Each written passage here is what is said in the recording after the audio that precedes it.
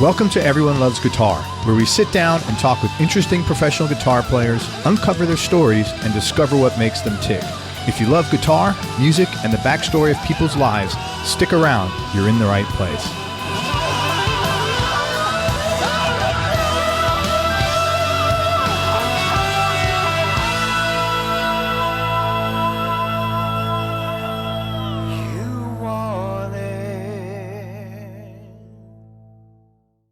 For more information on advertising on Everyone Loves Guitar, go to everyonelovesguitar.com/advertise. That's everyonelovesguitar.com/advertise. Hey, everybody, this is Craig Garber. Welcome to Everyone Loves Guitar. It's just such a privilege to have a great player with us.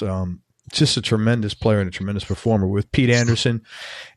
Pete's primarily known, or is originally known, for his guitar work and production of country music star Dwight Yoakam's music from 1984 through 2002. That was a partnership that resulted in numerous platinum records and sold-out tours. Pete's extremely proficient in playing country, western swing, rock, rockabilly, soul, blues, flamenco, and Tex-Mex. He's also produced or played on records with Roy Orbison, the Meat Puppets, Tanya Tucker, Jackson Browne, Michelle Schock, Buck Owens, Katie Lang, Steve Forbert, Steve Pryor Band, Lonesome Strangers, Lucinda Williams, and loads of others. That's the only time all those people be said in the same sentence, like in the history of like words. He's also written and produced TV and movie soundtracks. Pete's released 7, or is it 8 now, solo albums? I guess it's 8. I lost count. He released a shit ton of solo albums. He's produced and played on over 100 records with others that have sold over 25 million units. He's played over 3,000 live shows all over the world. He's got 4 Reverend signature guitar models, and he's just fresh from the gym, so he's ready to kick some ass. Thank you so much, Pete. I appreciate you coming on the show. Yeah, man. Glad to be here. And I want to thank Carl Verheyen, who connected us initially. Oh, Carl's great. Yeah, man. One of the things I really admire about you is that you put out a really great vibe when you get on stage, right? And it's almost like, you know, when you go to a doctor that's confident and you just feel safe. Like when you're on stage, man, it just feels like, okay, I'm good. This guy's got this in control, and I'm going to get taken. No, I'm serious. There's a specific vibe, you know, that's not, yes. You don't see that with everybody, and you don't feel that with everybody. I was curious if you're aware of this, if you've always been like that, and where did that come from?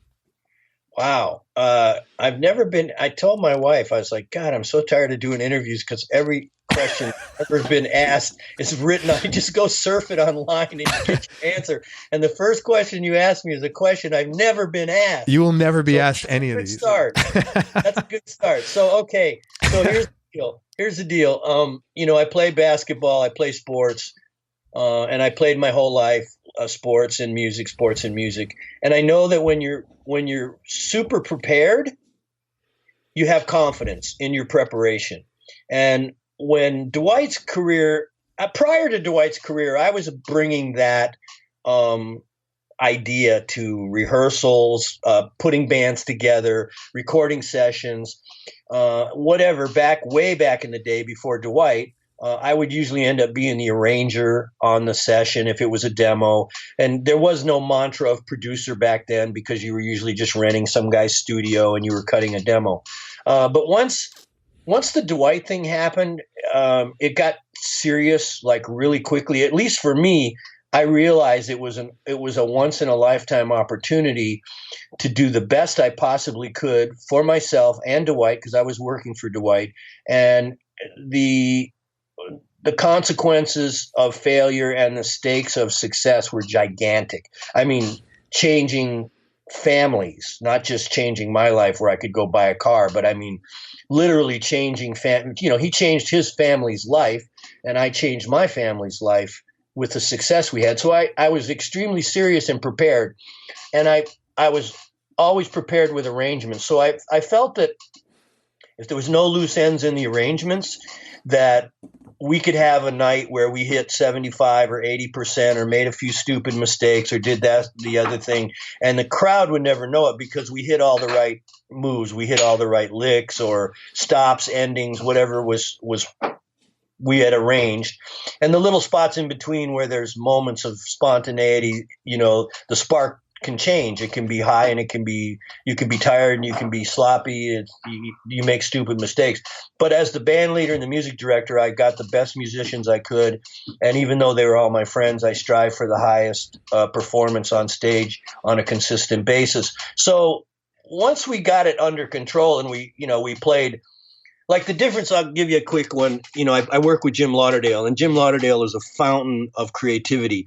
And it was the hardest thing to work with Jim Lauderdale was like, Jim, let's just play the same 10 songs, right? And it was like, I got a new song. I wrote a new song. It's like, no, it's going to take a week to arrange that song in my world, and I'm just not going to go out there and duff around. So let's just keep playing the 10 songs. And I realized that as you play your songs over and over again, they open up like a flower. So things, you get the big things first, the intros, the outros, the tempo, the key. And then as you develop within it your parts, you're constantly refining it. And even though you've recorded it and the recording gives you a map, some stuff starts to take precedent live that works that you wouldn't maybe do in the recording. So it's an evolving process that you need to be aware of. But once you find all the things that work and you hit the checklist, you've got a chance to score in the 90s every night where you're giving a great performance.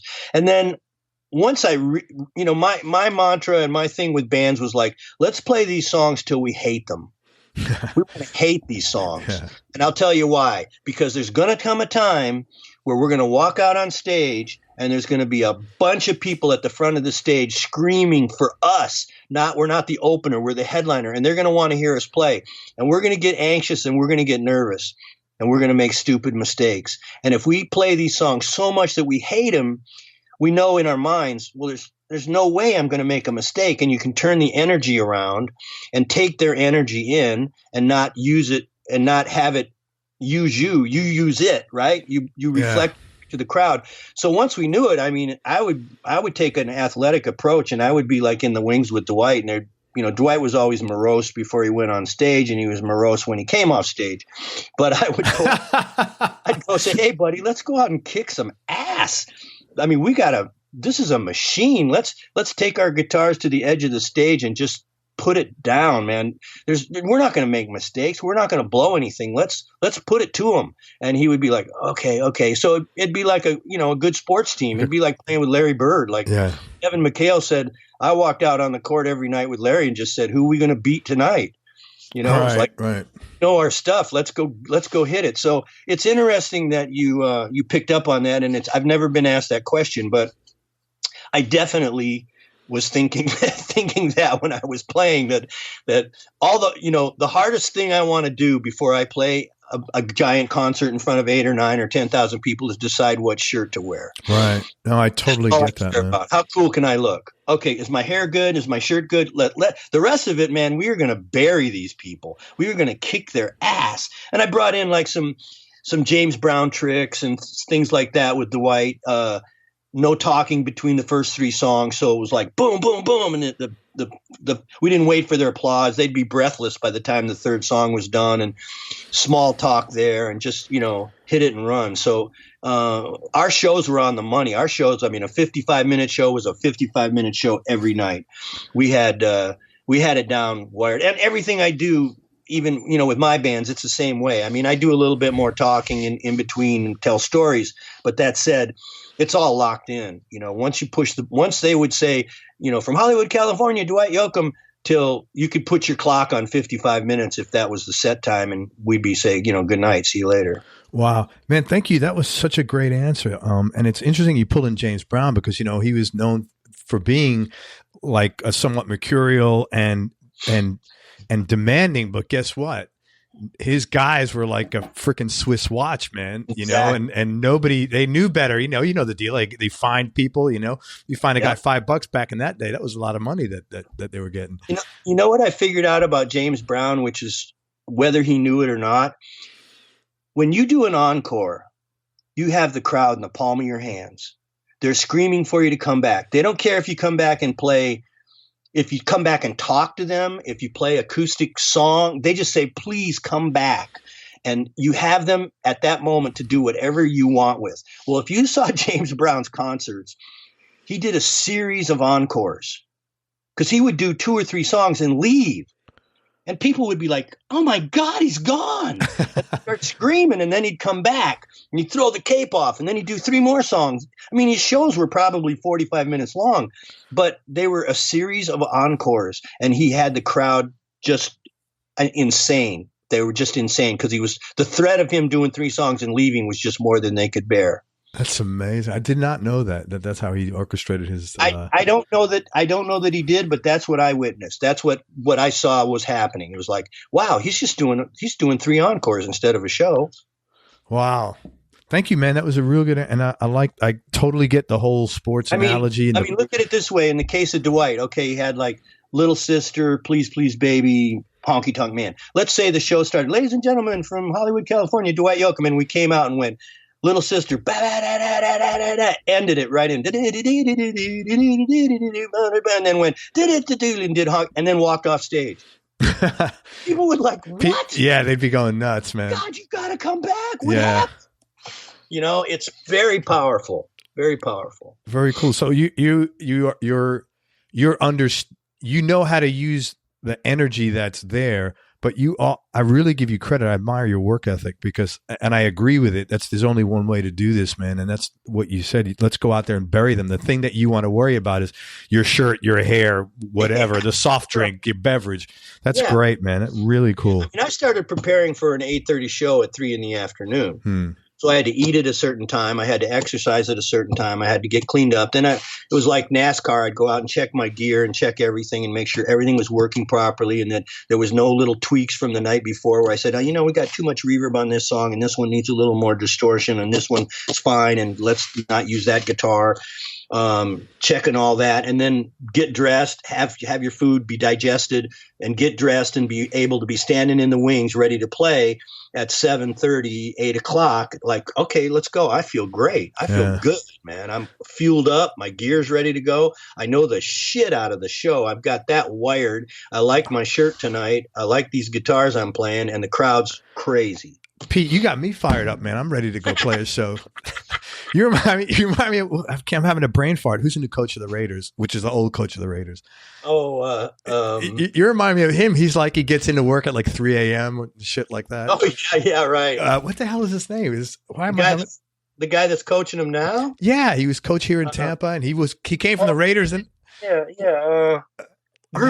John Gruden, right. Yeah, you're like the John Gruden of guitar, man. Man, so you're from Detroit. How did you get into and gravitate towards country? And actually, this couple of these questions I'm going to ask you from a buddy of mine. There's a really great guitar player named Steve Jewell out of a band called Otis, Otis, out of Kentucky, and he's like a mental fan of yours. And I said, hey, man, let me have some questions because I knew he'd want to ask you. So this is one on YouTube. What's that? Check him out. I'm going to check him out on YouTube. Steve Jewell, Jewell. It's Otis, Otis blues band out of Kentucky. And they're kind of, do you know Greg Martin from the Headhunters? Yeah. Great guy. So Greg is kind of mentoring them, and they've just got a couple of albums out now, and they're touring. They just toured Europe in the summer. Really nice. Up and coming blues band, real good guy. So Steve was like, man, I hope these questions are okay. So this is one of his questions. He said, you're from Detroit. How did you get into and gravitate towards country as opposed to some of the great Motown that came out of Detroit area? Well, Detroit, a lot of poor whites went north as well to work in the auto factories. And that was the Andersons. My father worked for Uniroyal. So in the 50s, the Grand Ole Opry was on television. Yeah. And music shows were on television. There wasn't a lot. And radio, I remember being 15 years old, 16, and hearing I Can't Get No Satisfaction. And the next song was Tiger by the Tail. Yeah, that's the way it was back then. Yeah. So popular radio was, quote unquote, popular radio. Yeah. It wasn't segregated. So there was country music in my house when I was a boy listening to it. And and of course, Motown was a heavy influence. Blues was a heavy influence. There was 2 great I could get a blues show out of Chicago at night, and there was a blues show in Detroit, just on AM radio. Just don't play. I remember hearing "Born Under a Bad Sign" when it was first released as a single, because it was on it was on the radio show. So you're bombarded by a lot of different music. And then we started playing and duffing around. We started really duffing around playing blues, and more like Sonny Boy and Muddy, and and B.B. King was a big influence on me. But the thing is that country music is so guitaristic. If you think about what probably you and I would call country music, which doesn't exist anymore per se, 99.5% of it was written on an acoustic guitar. You got Floyd Kramer, who wrote Last Date, but I'm hard pressed to give you maybe Yakety Axe or something like that. But it's a guitar based music. So being a guitar player, that's very attractive, because you're not really sharing a lot of time. If you're playing a honky-tonk, you're usually in a 4-piece band, so you have an acoustic, bass drums, and a guitar, and the guitar player gets everything. He gets the intros, the outros, and all the solos. He gets to imitate a steel guitar if it's a steel guitar intro song. He gets to imitate a mandolin. He gets to play jazz if it's Western swing, and he gets to experiment on whatever. They always play a Chuck Berry, and you always play a blues in the course of the set. So once I really started playing guitar, what was I guess attractive about the guitar or the music was it was so guitaristic that I gravitated towards that. I played a lot of blues. I did. I came to California playing blues.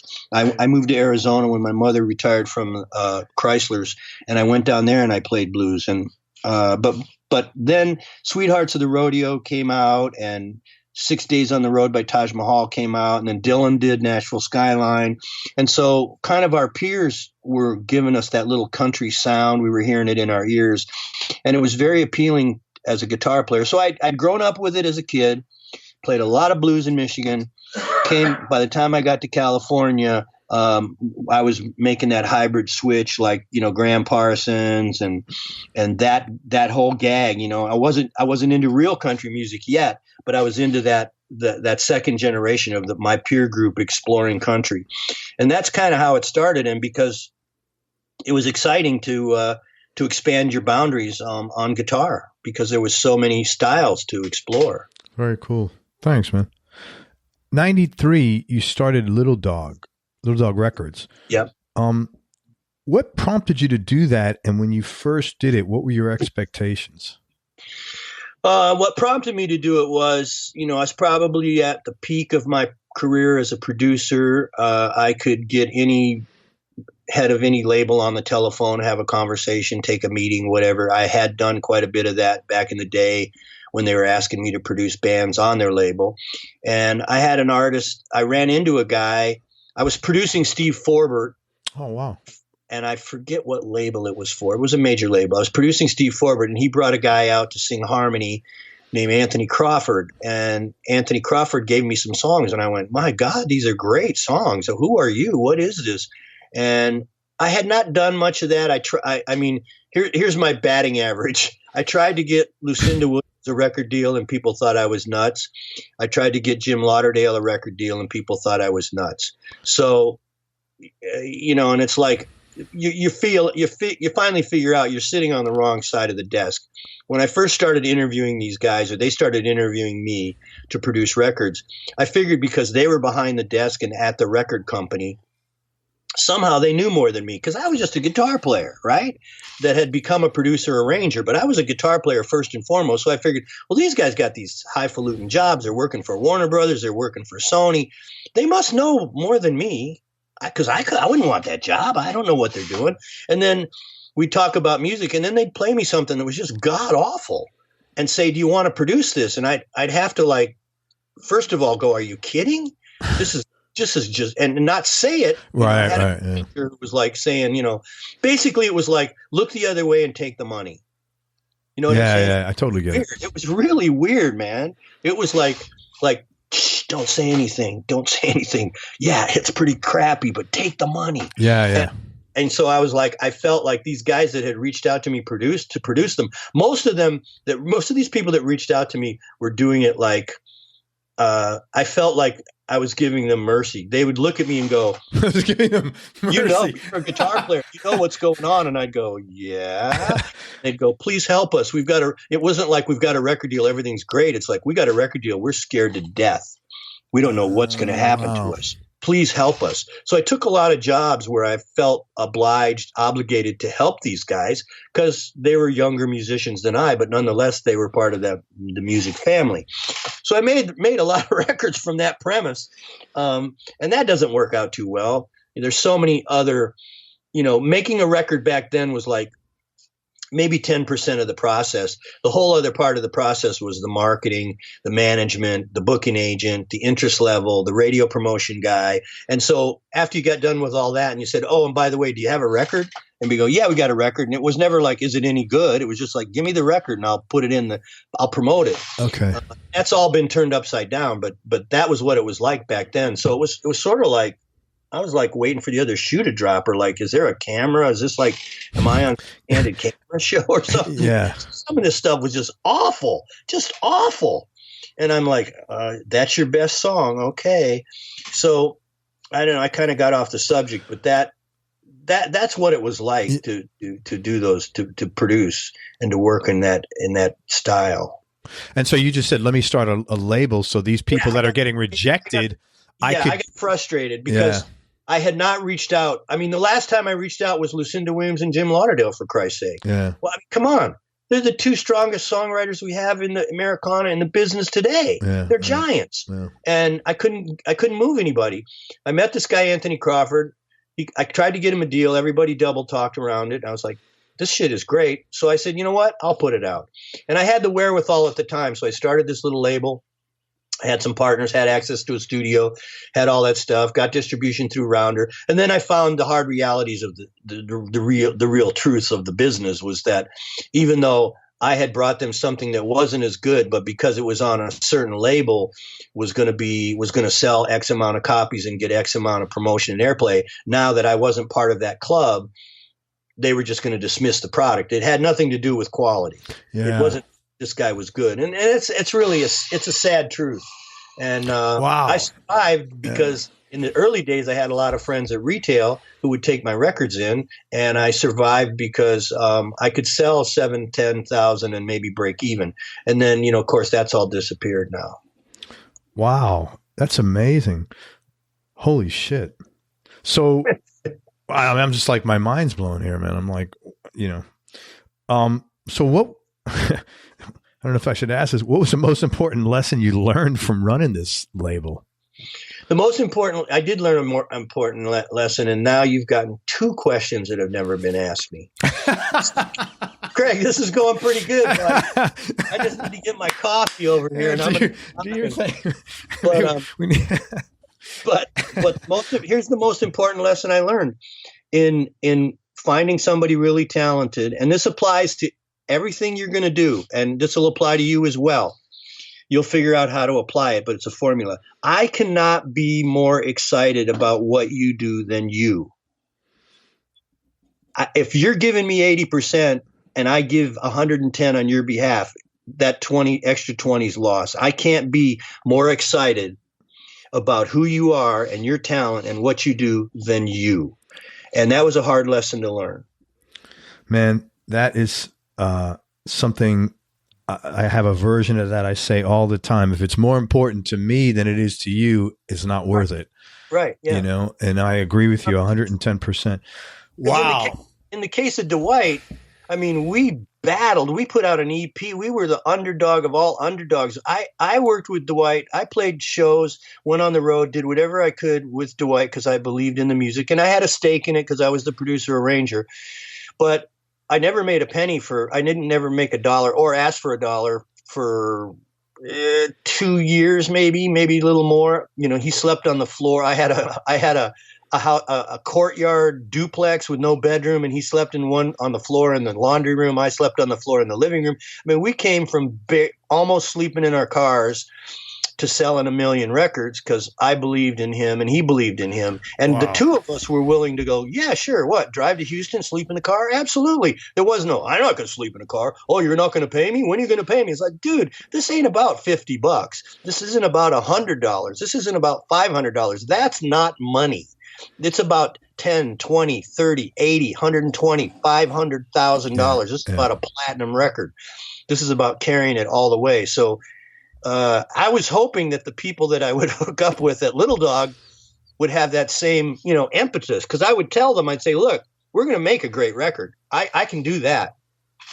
But if you take that record and you just get in your car and you drive to every little radio station that'll see you and every little coffee house, and you go around the United States, and it might take you 3 months, and you eat bologna, eat peanut butter and jelly, you sleep in the car, you do whatever you have to do, show up because the product's that good. When you're done with this, something really good will happen. Now, what it is, I don't know, but it will be good. And it'll be a step in the right direction. And you got to have the guts to do it again and again, and it'll get easier every time. There's a lot of people out there that have a lot more impetus to have a career than they do to have talent. How many people did that? Nobody. Not really nobody. No. Little bits, they did it for 4 weeks, went home, did it in their neighborhood. I drug a few guys out on a van tour. But no, not with like, I'm gonna do this until till I can't breathe again. There goes your expression. I cannot be more excited about what you do than you are. Exactly. Yeah. Yep. Wow. So that must've been disappointing as shit. It was disappointing, to learn the lesson for me. It was disheartening to go, wow, because I was the living embodiment of the success of that mantra. Right, right. Yeah. You're with me. I just did that. I just did it. Right. And look at me. You're saying, oh, you got this, you got that. It's like, dude, I did this by sleeping in the car. Yeah. And believing in what I had. So I'm proof. Let me ask you this. When you were going through this, right, and cranking this machine up, let me just feel, I want to articulate this correctly. What was guiding you? I don't mean like spiritually or like religiously. Was there some sort of, obviously you believed in what you were doing, but was there some sort of like, did you just trust that everything would work? I trusted from my experience with Dwight that I was a good judge of talent. I believed I was a good judge of talent, and that if these people did what I asked them to do, that, like I said, something good would happen, and it would be start a process that would be step 1, step 2, step 3. And I always felt that if you could make 3 records in the course of like 3.5 years and just stay on the road and just shake hands and go to radio stations and go, you'll make a lot of friends. And you'll see a lot of people. And, I wasn't even counting that social media was going to take over. I wasn't counting on anything that was going to happen other than, back in the brick and mortar days was just like show up, go to, I'll call every independent record store that I know and they'll let you come in and do an in-store. I'll call every indie radio station. They'll come in and let you do an interview. And all you got to do is look in the yellow pages or call the local guitar store and say, hey, what's the best coffee house singer-songwriter for me to play or whatever the menu is. So that part was simple. It was the guts to do it, and most people, I just never found anybody that could really just do it on their, just grab the bull by the horns and say, I'm doing this. I believe in Pete. You know what? I mean, I made a mistake. What I meant was when you were doing this with Dwight. Oh, okay. Sorry. I apologize. When you were making this machine happen with Dwight, what was like, did you just have confidence that, hey man, I believe in this. Did you have some sense of like, again, not to get all airy fairy, like the universe is going to freaking support me on this. Like I'm in the right place. Well, one thing is I wasn't doing it because I didn't have any other options, but I didn't have any other options. It wasn't like, it was like, oh, I think I'll be a high school gym teacher. Right. I've done this for a year. Now I'll be a high school gym teacher. Right. That wasn't an option, right? Because the only option I had was I want to play my guitar. Everything in a Zen fashion had to do with me playing the guitar. Everything. So, and I wasn't supposed to be a guitar player. If I had taken an aptitude test at 15 or 16, they'd have said, you're not going to be a musician. You have leadership skills. I should have been like, leading a platoon in fucking the army or running for Congress. Or I'm sorry, I don't want to sound arrogant, but no, that's great. I had a hard time with being a leader because I was a leader on the playground and I wasn't a leader in class. And when I went to Catholic school, this nun took me to the side in 8th grade and said, you're a leader. And I said, what? She goes, yeah, the kids follow you on the playground. I watch. You organize them all. And I go, well, I was shy. I said, I didn't want to admit it, right? And she said, and she gave me a task. There was a kid that was part of our class who nobody liked. And she said, I want you to go out of your way to include John Price, was his name, into sport events and things because nobody picks him. And because the nun asked me to do that, I was like, I can't say no, right? I can't say no to sister. So I go, yes, sister. Okay. So I brought this kid in and I was like, I'll take John on my team. Hey, come on, John. Hey, yeah, hit the ball, John. Hey, good try. Do this, and I nurtured him. I took him under my wing, even though we were the same age, but I had skills that he didn't have at that time. And so I realized that I had leadership skills and I was shy about having them, but I wasn't afraid to use them. Where did that come from? Where did these skills come from? I have no idea. I have no idea. Are you the old? You have brothers and sisters? I have no. My father died when I was 5. My mother was 42 when I was born. Neither of them finished high school. They weren't super educated. To be honest, I don't know. I don't know where it came from. Well, maybe you stepped up. I had old kids on the playground, kids that were in my neighborhood. My friends' mothers called me the instigator. It's like, oh, it's Petey did that. Oh, Pete did. Oh, it's Pete. And I had kids 2 years older than me going, what do we do? What are we going to do? All right, we're going to get this box over here. We're going to put these branches in it. We're going to hide over here. We're going to play over there. We're going to start this club.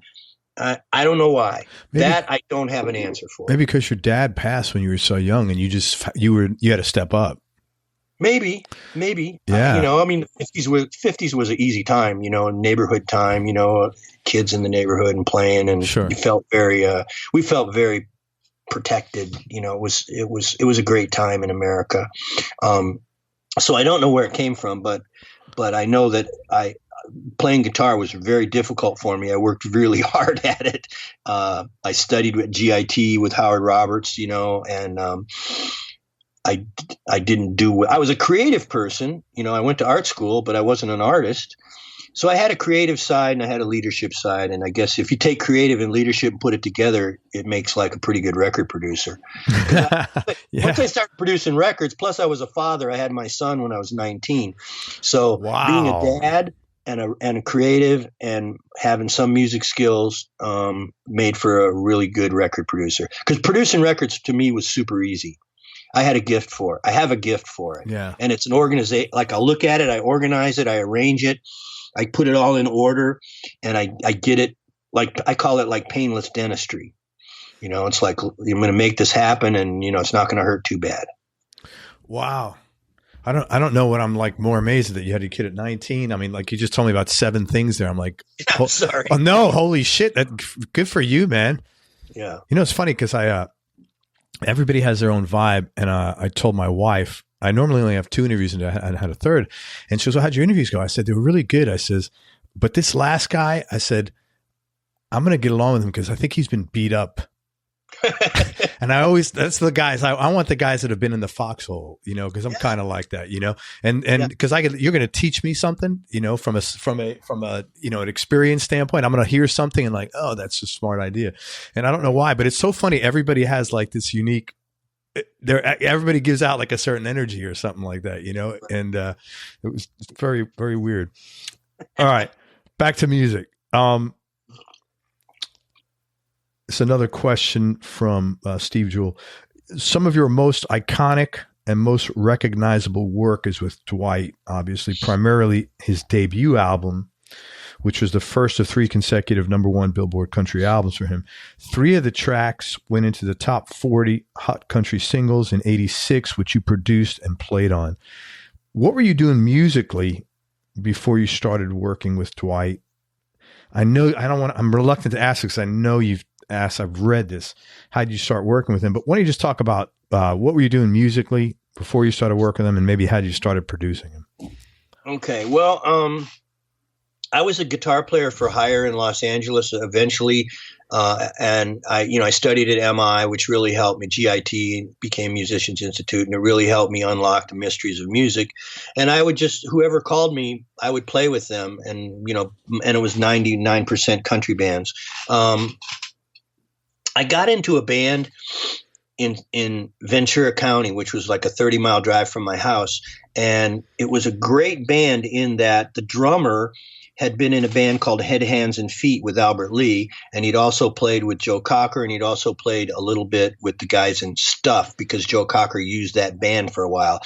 So he was an excellent drummer. And then the leader of the band played acoustic guitar, and he had a gigantic – he was older than me, and he had a gigantic set list of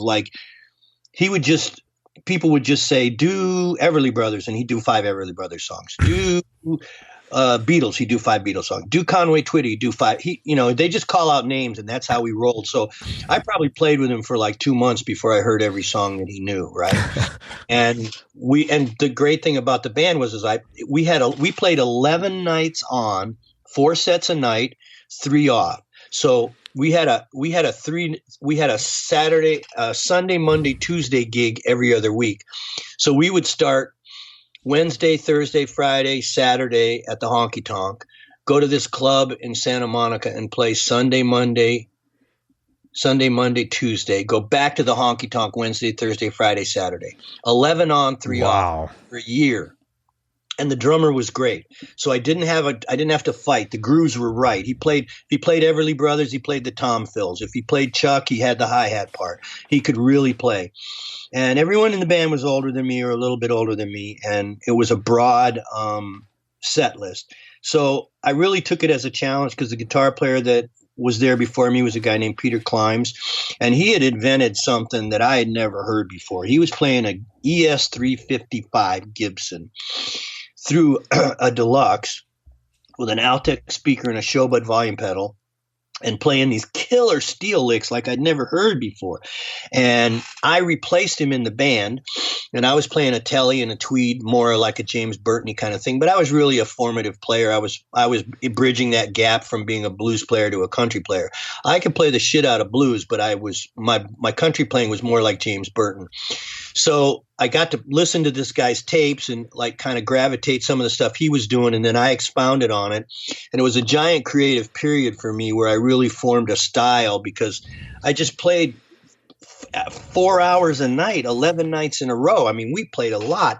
Then Urban Cowboy hit, and during Urban Cowboy in the month of July, and I remember it being July because that's the month my birthday's in, we worked every day and twice on the weekend for a month. Cow. For a month. We had no days off. Wait a minute. Every day and then twice? Every day and twice every Saturday. A Saturday day, Sunday day, and every day for a month.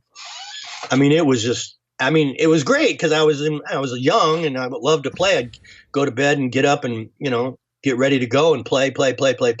So there was a giant learning part for me. Yeah. Because the drummer, Peter Gavin, was a great drummer. So that was really big for me. And at the end of that band, Roly Sally, who plays bass for Chris Isaac, was my friend. He got in the band. So we had a really great little band, and we went out there and, played the clubs and hit it really hard. So that was a big boon to my playing. And during that time, near the end of it, Dwight was playing at a club that I had played at in the past out by Hanson Dam, a real rough honky-tonk, a real rough joint owned by 2 LA cops that would get drunk and shoot their guns out the back door. It was a joint. Man, that was different times, right? Oh yeah, man. Yeah. 350 Magnums on the bar. I played that joint one time and a girl rode her horse inside the bar. rode right up to the bar, and the guy behind the bar, who was a cop, the two cops, he pulled out a nickel-plated 57 Magnum with the hammer back, and the butt of the gun rested on the bar and pointed it at the horse's head. Holy said, shit. Get that horse out of here. And she could ride because she was on the dance floor. You have no idea how big a horse is till you see it on the dance floor. And Holy. you're like 2.5 feet up above, and you're like, good God. And she turned that thing out and went out this door, ducked her head. The horse ducked. It was like some trick, like boom, and she was gone. It was like, wow. So these are some hard ass joints. And these guys like to drink. They would get drunk, and you had to get out of there before they locked the doors because they'd lock you in and make you drink with them. Oh. And that was an ass whipping because after that, then they start shooting their guns and just out into the woods. It's like everything you just said is like a movie. It is. Yeah. I'll tell you about like a movie. Okay. You know the opening scene in Terminator where Arnold Schwarzenegger goes in the bar naked? Yes. That's the bar. You know what's playing on the jukebox? No. Guitars, Cadillacs. Holy crap. Somebody knew that we had played that bar, somebody in the music business here in LA, and they licensed Guitars, Cadillacs as a joke because Dwight had played that club, and they put it on the jukebox, and Arnold walks in naked and beats up the bikers and goes and takes off. That's the club. That is hilarious, man. Yeah, pretty wild. But prior to Dwight, I was doing that. Then I had formed a blues band and a country band because I was tired of being in a pickup band.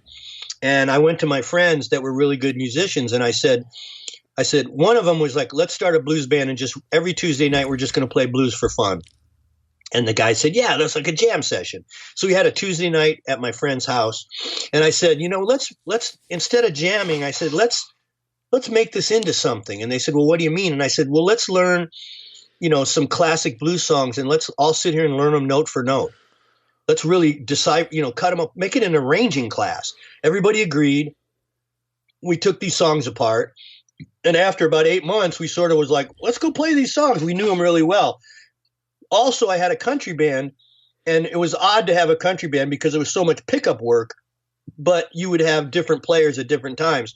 So we got me and 3 other players that were really good, Archie Francis, Ray Doyle, and J.D. Foster. We got a great list, and we said, look, out of the 4 of us, we're all going to be a gig is going to fall in our lap here or there. So we can take it, and we'll have a great band, and then we'll go have fun because we won't be jamming. We'll know the stuff. So this was all part of my early days of organizing and arranging and learning arranging. I learned a lot about arranging in that Tuesday night blues, listening note for note, why those tracks worked. Why did Little Junior Parker's groove work? Why did Muddy's part work? And things of that nature. And once you learn it, you can apply it to any kind of music. It doesn't matter. So I was doing all that prior to Dwight. So when I jumped onto the Dwight train, he had a guitar player named Jerry McGee, and Jerry's a famous guitar player who's in the Ventures, and he played on Roseanne Cash. He's a great picker. And Jerry somehow hooked up with his ex-girlfriend, and Dwight didn't like it, and they had a falling out. He needed a guitar player, and I played one gig with him, and then it became a 4-piece, and I kind of got control of the arrangements with Dwight because he was young and they were unbridled. And I was just applying what I had done in these other bands as far as organizing his stuff, and we had a pretty strong little 4-piece, and then we added one piece, which was a fiddle, Brantley Kearns, and that's the band that's basically on Guitars, Cadillacs, and Hillbilly Deluxe was that group. Wow, it's amazing how you really dove deep in everything you did, and then it all came around that it paid off in spades. Yeah, There's an element of luck there, but yes. But I think there's no guarantee. My another saying that I have and I believe is that, and I felt this, and I would say this to myself: prepare yourself as much as you can to get lucky, but there's no guarantee you're going to get lucky. Yeah, right. But the last thing you want to happen is that you get lucky and you're not prepared. And you're not prepared. Yeah, totally. That might only happen once in your life. But it would be unlikely that all that work you were doing, breaking down music, learning as a musician, it had to pay off. may not have paid off it doesn't have to. I still don't think it has to, but I'm just saying, you know, I mean, I know you're being nice, but but I'm just saying. No, well, I mean, even in your own, no guarantee. Yeah, no, there is no guarantee. I know guys that are great. Guys that are great songwriters, great singers. Now they have elements of their personality maybe that's missing, but they have extraordinary talent, and they're never going to make a penny. Yeah. I mean, think about. I draw this into Larry Bird, because I'm a big Larry Bird fan. Larry Bird almost didn't go to college, and he almost didn't play in the professional leagues because he quit Indiana State and was working on a garbage truck in his little town, and perfectly happy to just like goof around at a gym. And the coach had to come out and try to find. They were searching for him. He could have been like a legend. You know, there's this guy they call him. His name's Larry, man. Nobody's ever seen him, and he's supposed to never miss. And he makes 100 in a row. He plays at this little gym in Terre Haute. And you're like, what? It's like that guy in New York City, the GOAT, the original GOAT. Yeah. Earl Manigault. Yeah. He had a 4-foot vertical. Yeah. Jumped on everybody. This conversation's great. I haven't hit on this many different areas in one conversation. We got everything. We got sports. We got military. We got autos. We got everything here, man. If this is a tough question, if you had to go back and give yourself advice as a young man, what advice would you have given yourself that would have made your life easier, assuming you were willing to listen?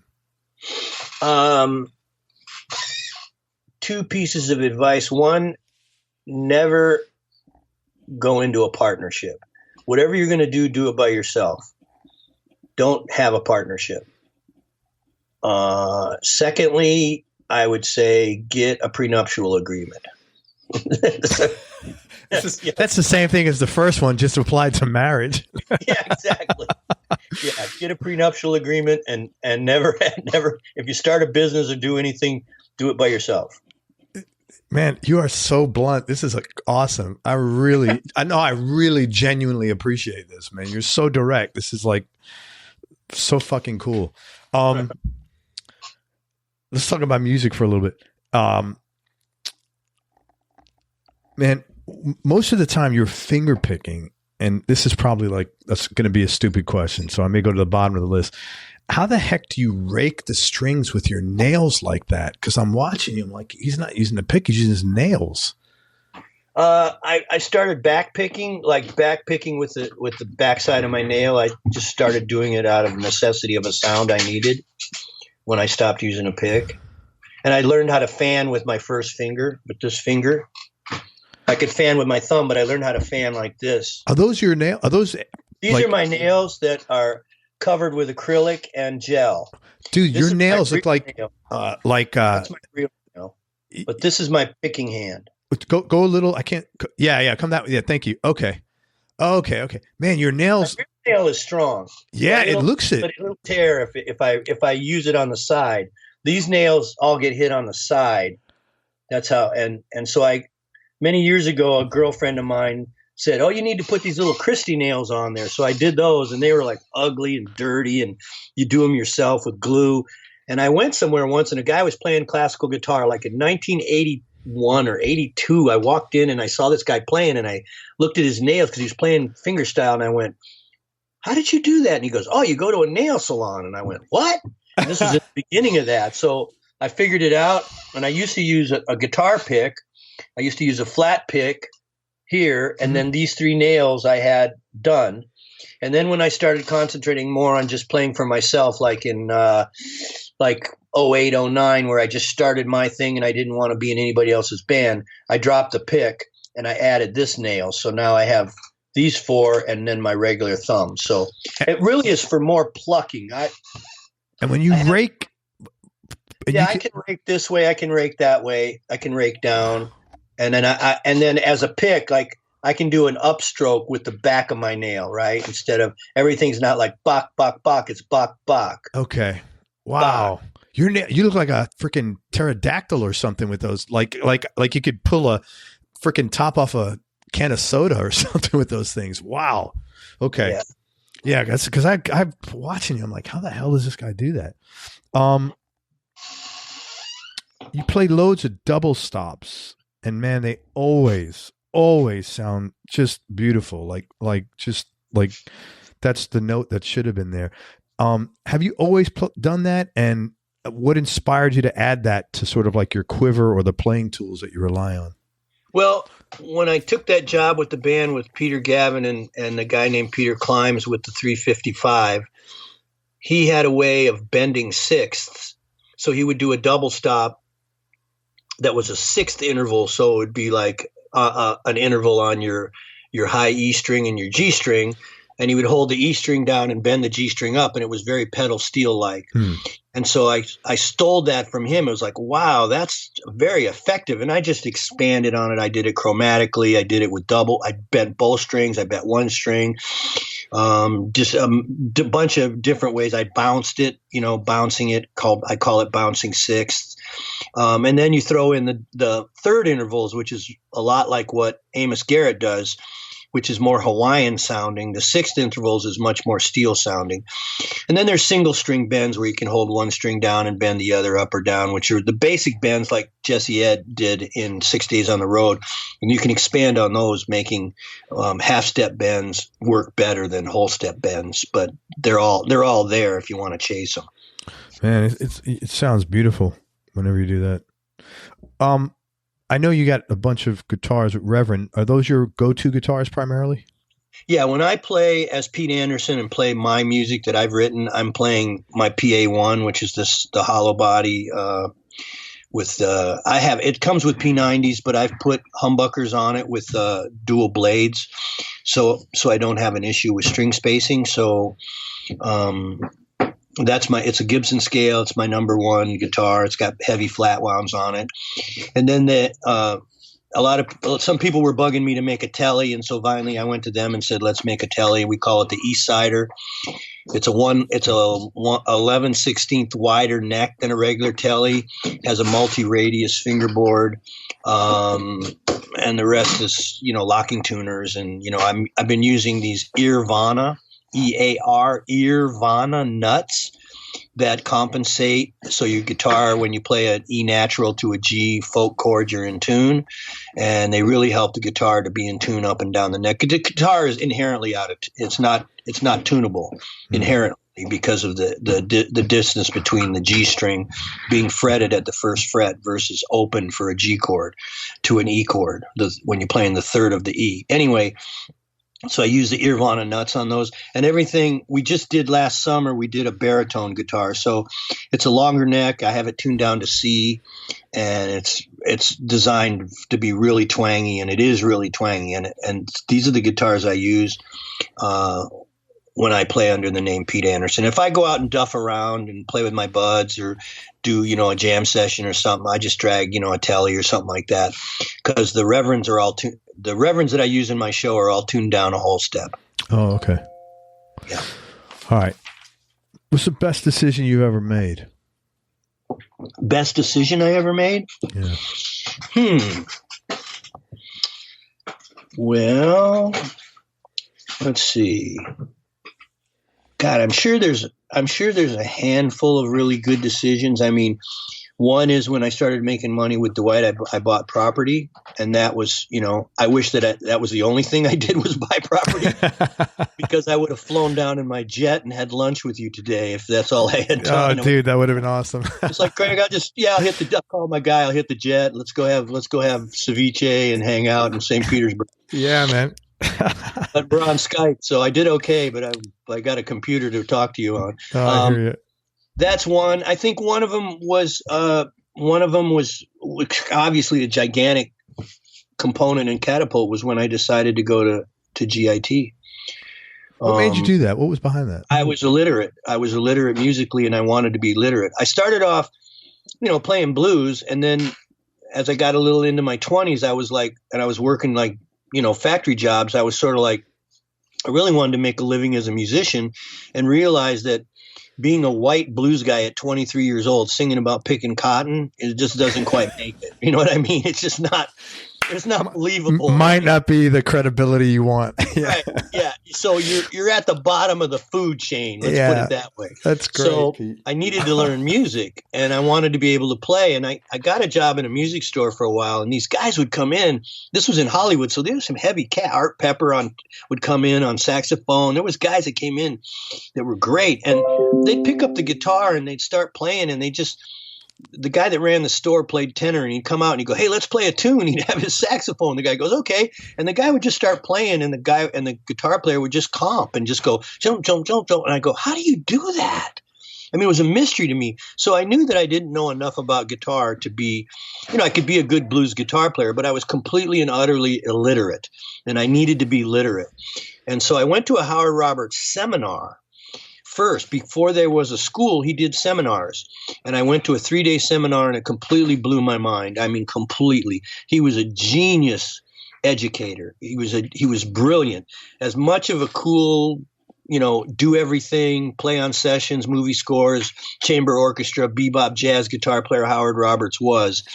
Above all that, he was a genius educator. And he put a curriculum together that was initially specifically for guitar, but ended up being able to be applied to any instrument. And it's a brilliant one. They don't teach it anymore, unfortunately. They've changed the curriculum quite a few years ago at MI. But I was part of that curriculum from that curriculum was there from 79 to 87, 88, I think. I'm not quite sure. And I went the second year of the school. So I think it was a challenge to me to go there if I wanted to do what I wanted to do. It was an opportunity, and back then, if you said, it's like, hi, Mrs. Anderson, what does your son do? Oh, he's going to guitar school. They're like, guitar school? He wanted to say he's going to Michigan State. He's studying sociology. He's going to be a doctor. It's like, yeah, he's going to guitar school. Guitar school? And so it seemed very silly, but in retrospect, the success of my alumni and the curriculum that we studied, it was like I went to Harvard. Yeah, absolutely. As guitar schools go, it blows everything away. Everything. There's nobody close. Berkeley, North Texas State, I don't give a shit. That curriculum that Howard Roberts taught and the results of the people that I studied with that went on to be in music is amazing. So they had a reunion about 8 years ago, and it was sort of glorifying the early Howard Roberts era, and I got to play at it and I got to be at it. And that's when I realized when I went back there, it was like, that was a special time. And it doesn't exist anymore because the curriculum's not being taught. It was like, I'm so lucky. And so when I got out of school, and once I started working with Dwight, the music wasn't as challenging. The complexity of the music, it was all triads. Country music is pretty major based. Even the 5-chord is major a lot of the times. So it wasn't, oddly enough, until I left Dwight and I was playing in 04, 05, 06, I had an artist on my label that I was working with, and he did much more Western swing. And so I started to play 13s and diminished and augmented and 6 chords, and started to expand the sonic vocabulary of what I was playing. And all that stuff that I learned with Howard just flooded through my head. And I realized so many things that they had talked about that I'm not saying this in a negative way, but I wasn't using it with Dwight because it wasn't necessary. So yeah. I went in Dwight's world, I went from triads to tetrachords. Once I went to tetrachords, it just it was like an old world opening up to me again and going, oh, so yeah, you can play anything against a 5-chord. Oh yeah, look at that melodic minor. Oh yeah, look at that, Mixolydian. Oh yeah, play that out of the second position. Everything, all the harmonies worked, all the chord substitutions were working. And then when I started with my music, because I made a couple records in the 90s that were roots rock oriented, but when the Dwight thing fell apart. I had a guy on my label. We went around the world. We went to Japan. We went to Europe twice. That fell apart. And then I told my wife, probably in around 06 or 07, I said, I'm not going to be in anybody's band anymore. I'm going to start my own band, and I'm going to keep my own band going, and I'm going to work hard at singing because I don't want to work with a singer. And And that's what I want to do, because there would be things like around Los Angeles, somebody would call me and say, hey, there's a benefit. Can you come and play? Hey, we're doing a thing. You want to come and play? And I would want to go and play. But as we've talked about prior to this, to some extent, you could see I wasn't going to go to play and not be prepared. Yeah. So I had to be prepared, but not only I had to be like the National Guard. I had to be prepared all the time. Which meant like the National... I couldn't just like call them up and say, okay, we're getting prepared next week. We got 3 gigs this year. So I decided to have a band and maintain it, right? And that meant find a gig, which I found this Moose Lodge I could play. And then, I wanted to go on the road, and I started to make a record. And I realized, if I opened the music book, I fell on the blues side of the page. So it was going to be a lot more blues oriented. And that was going to be a little more complex chords and complex soloing and extensions of what I was playing. So that's kind of really that road that I got on, in the beginning of 2006, and I've been on ever since. And I have my band, which is maintained every Monday at the Moose Lodge. So I played the Ann Arbor Blues Festival last year. I've been on to Texas. I toured that band all over the United States off and on for, 3 or 4 years. That's great. So you got remarried then? Yes. In spite of the what I'm assuming is the scathing first time around. That was the second time around. Oh, so third time's the charm. Yeah, I hope so. Man, I hit 26 years with my wife this last weekend. Awesome. Number two, and last. But yeah, I was. That's honestly my proudest achievement. Awesome. Honestly, above anything else, and it should be hers because she deserves a fucking medal. I can tell by you're in your room with guitars on the wall. It's like, go in your room. All right, I'm going to cook dinner. Go in your room. Anything you wish you'd done differently besides the prenup and don't have a partner? I don't know. I'm not.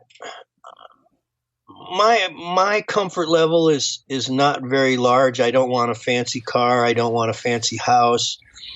I just like to be able to eat out when I want to, pay my bills. I have a 16-year-old daughter. Of course, I want to take care of her and whatever she wants. So I don't have a lot of wants, but I do think once in a while about, what if I didn't start a record company? What if I had a prenup?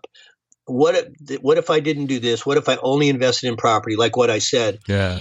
I mean, occasionally I'm not sad about it, but I have thought about it. Sure.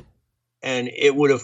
I'm not uncomfortable. Don't get me wrong. I'm financially retired, and I'm not uncomfortable in my retirement. But I would have amassed a lot more, monetary wealth if I hadn't done those things. But on the other side, I reaped a lot of stuff from that environment.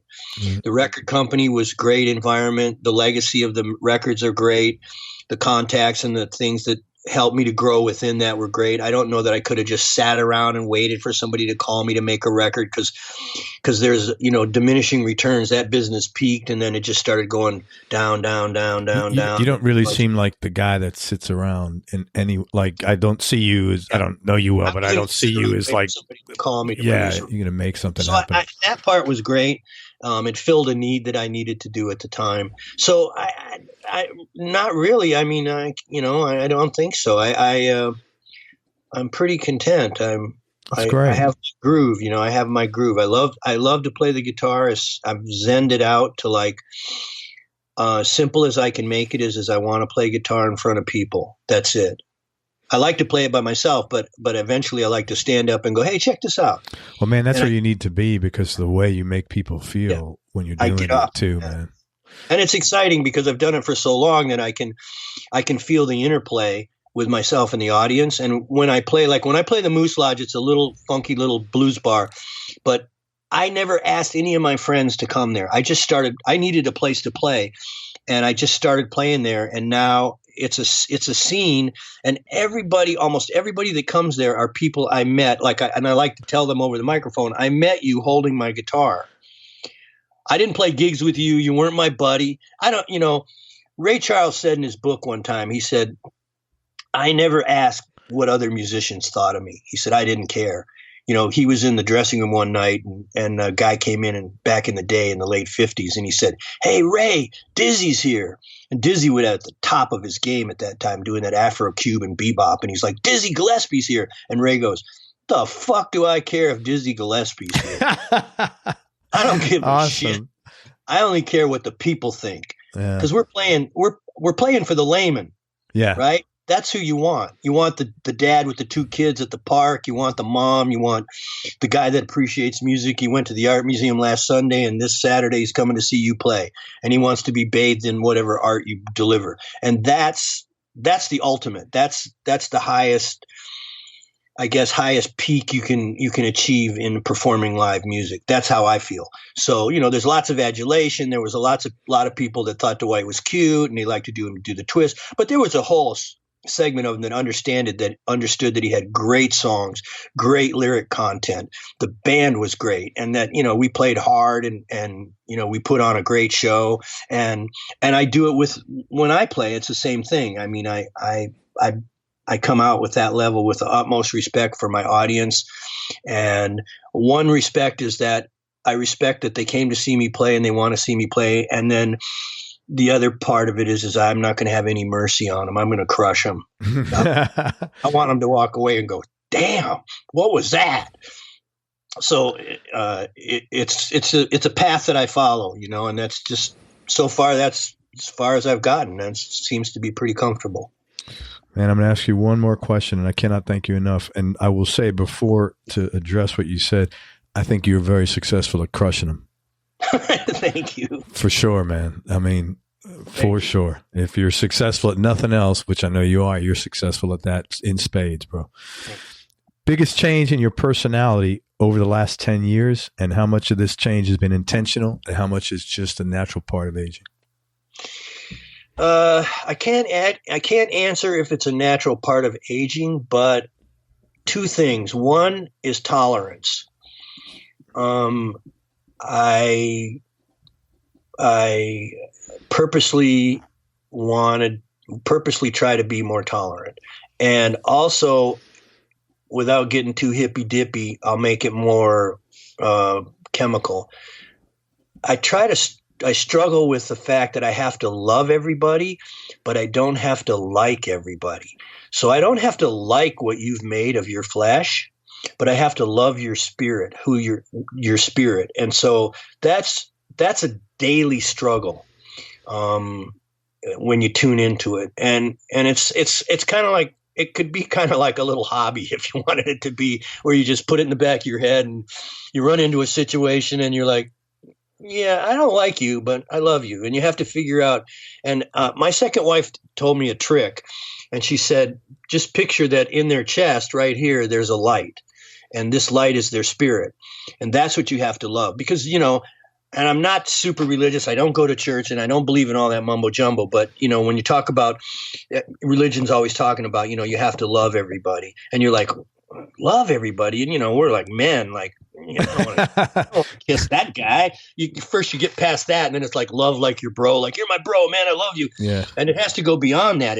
You have to love the spirit. So you want to love everybody that's on the planet. I have compassion for everyone, every child, especially children, everybody in the world, and then try to put yourself in their shoes at all times so that you can have compassion for other people. And that is 2 things that I don't know if it's because of age, but it's something that I've been conscious of and kind of work at in the back of my mind, at least for the last 20 years, You think you find it's less stressful when you're having that, when that's more of a focus in your head than life is, as you get older, life gets easier. Yeah, right.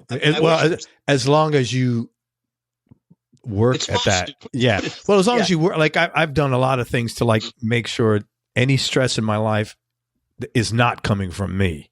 Right. And that's kind of like the stuff you're talking about, like being more tolerant and not, freaking out about some guy was a jackass or whatever or something like that. Right. Yeah. Yeah. There's always I think there's 99% of the time you can figure a way to deal with it. And, and if you live your life truthfully, as a truthful person, you're honest about yourself. I mean, I try to never apologize because I don't want to do anything I have to apologize. Yeah. But if I do apologize, I have to apologize like a man. So I have to say, I'm sorry. And I can't say I'm sorry, but so-and-so did this to me. I can't, there's no but. Yeah. You got to own it. Yeah. You got to go, it's my bad. I shouldn't have done that. I want to apologize. Yeah. And I've only had to apologize, once or twice in the last 20 years. But if you try, if you mean what you're doing, then you don't have to apologize. You got a good reason. But, it's a balance in your life, and it's a balance in who you are, and checking yourself constantly, just like. And then after a while, you kind of get on that flat piece of land where you're like, okay, I'm kind of grooving. I'm not hurting anybody. I got my groove together. My groove doesn't have a lot of thorns on it. So people that come around and hang with me don't get nicked. And I'm not banging on this guy and beating up on that. And plus the Zen is playing music. Yeah. The Zen is the guitar. It's all that. I can't hurt anybody when I hold my guitar. If I asked your wife, do you apologize? What would she say? Probably yes. Oh, that's cool, man. Good. Good for you. Yeah. Good for you. I think I'm sure I've apologized to her. Good man. Profusely, at some point. I know that I have. Good for you, man. Yeah. Hey, listen, man, you're a sweetheart of a guy. I can't thank you enough for your time, for everything you've done musically, and you're just a cool freaking dude. And I'd love to come see you play sometimes. I know you're never going to get down to Florida because nobody comes down to Florida that's in California, but maybe in some Zen place, maybe I'll see you at NAMM. Let me tell people a little bit about what you got going on. Your new record, 60s with a Twist, instrumental covers. What was your decision behind that? These just songs you like? Yeah, stuff I've been playing, and I was going to do an album, and then I just got kind of stuck on the 6 songs that I liked. So I was like, well, let's do these 6 and do it's a new world out there, so let's just do an EP. Nobody cares. It's Absolutely. Like, get the music out. So I wanted to fully orchestrate it, so it's got strings and horns on it, and exploratory playing as far as like, I like to play music for music's sake, a lot of melody. I want you to go, oh, that's Ode to Billy Joe. I don't want you to go, what the hell song is that? Mm-hmm. So that's the kind of player I am, trying to respect the melody. Do you ever play with your drummer friend? Which one? The one that got you in the band from way back. The one that got you in the band where you were playing 11 on and 3 off. He passed away. He's long. Oh, sorry, man. He moved to England. He was British. He was a little older than me. He liked to drink. He was a character. There you go. Back to England, and I think at least 2 years ago, I heard that he passed away. Sorry about that. So did everybody in the band's passed away, unfortunately, but me. Well, it's because you're going to the gym. You go to the gym regularly? I do, yes. Yeah, you have to, man. And if you don't, I don't understand people who don't. And you're like, you ever look at your Facebook page from high school, and you're like, when did you just stop giving a complete shit about yourself, man? Like, I was like, who are these people? Like. Anyway, man. I see him. I go, do I look like that? Yeah, I call my wife over. I'm like, babe, come here. Do I look that bad? She's like, no, you're okay. And let me tell people where to. Okay, first of all, Pete's also got the new guitar is a Reverend baritone guitar, and I know you're happy with all the Reverend guitars as you talked about. Yeah. If you are in LA or going to be in LA, check Pete out Monday at the Moose Lodge. He's held that spot for 9 years and isn't going anywhere. Go to PeteAnderson.com and check out, buy his records there. 60s with a Twist is there, and you can get downloads of everything there. Go to PeteAnderson.com, ANDERSON. And anybody that is interested in booking Pete for a clinic when he's on the road, go to his website at Pete Anderson and go to the contact form, and you can reach out to Kevin Cipriano, who actually helped us put this together, and I appreciate that. Thanks, Kevin. Anything I missed, man? No, it was a great time. Thank you, man. Same here. I really enjoyed it. A lot of fun. So we got to hook up for tacos in LA, man. You got to. I'm down. I have to figure out a way to. I have to figure out a way to get out there, man. Come on a Monday so we can go to the Moose. I'll check out definitely down to go to the Moose. Thank you for everything, man. Hang on, let me just wrap this up. Everybody, thank you so much for listening. If you enjoyed this interview, please share it with a friend on your social media channels. We really appreciate your support. Thanks very much to Pete Anderson for spending time with us. Please check out, if you're not familiar with Pete somehow, you've been living under a rock, please check out his music. He's just an amazing he's just a great guitar player, man. And even if you're like 3-4 hours away from the Moose Lodge, go down and see him play, because he is like, he is that guy that will, make you feel so good that you're there.